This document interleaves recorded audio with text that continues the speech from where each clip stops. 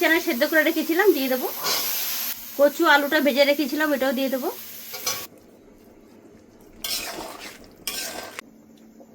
নমস্কার বন্ধুরা, আপনাদেরকে সবাইকে পূর্ণিমাস কিচেনে স্বাগত। আজকে আমি আপনাদের সঙ্গে আর একটা রেসিপি শেয়ার করব। আজকে আমি তৈরি করব নিরামিষ একটা কচু দিয়ে রেসিপি। তো দেখতে থাকুন, আশা করছি খুবই ভালো লাগবে।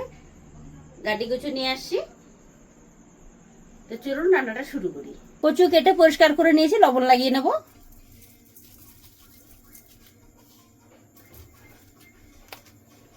কড়াইতে তেল দিয়ে দিয়েছি, তেল গরম হয়ে গেছে। কচুগুলো ভেজে নেব।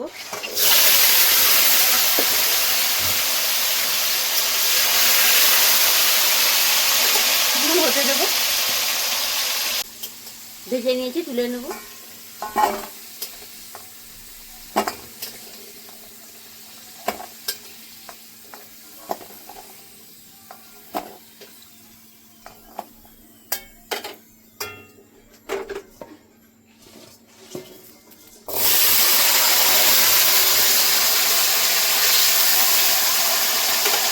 আরো কিলোগুলো দিয়ে দিলাম। কচুগুলো ভেজে নিয়েছি, সবগুলো কচু ভাজা হয়ে গেল।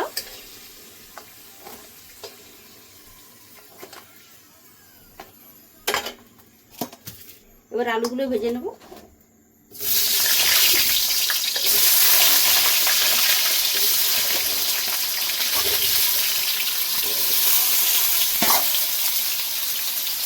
লবণ দিয়ে দিচ্ছি।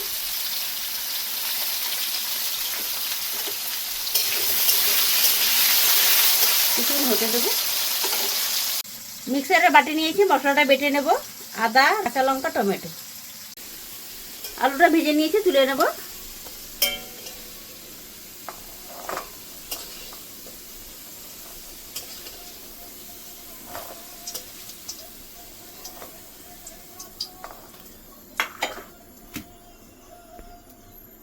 ফোড়নে দিয়ে দেবো তেজপাতা, জিরে, দুটো এলাচ ফাটিয়ে নিয়েছি।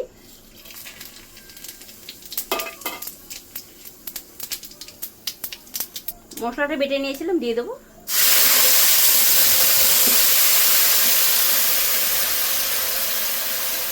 দিয়েছি লবণ, কিছুক্ষণ হতে দেবো। মশলা ভেজে নিয়েছি, কাঁচা গন্ধ চলে গেছে, তেল বেরিয়ে গেছে। গুঁড়ো মশলা দিয়ে দেবো। লঙ্কার গুঁড়ো,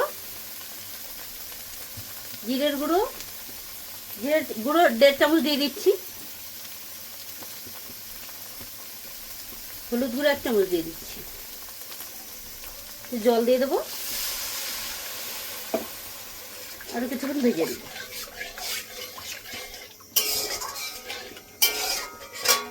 দেখুন মশলা ভেজে নিয়েছি, তেল বেরিয়ে গেছে। কাবলি চানা সেদ্ধ করে রেখেছিলাম, দিয়ে দেবো।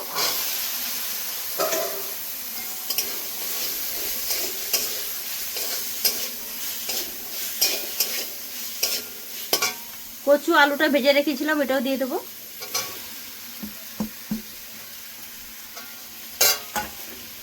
মশলার সঙ্গে মিশিয়ে নেব।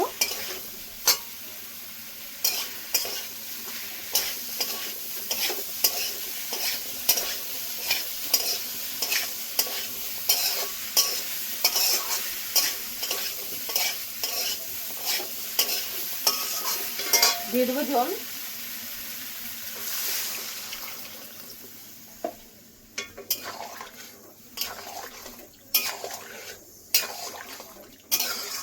কিছুক্ষণ হতে দেবো।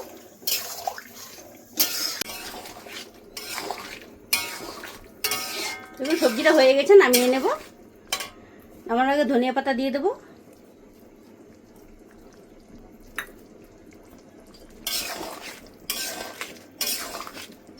এরকম কচুর মাখা মাখা তরকারি খেতে খুব সুন্দর লাগবে।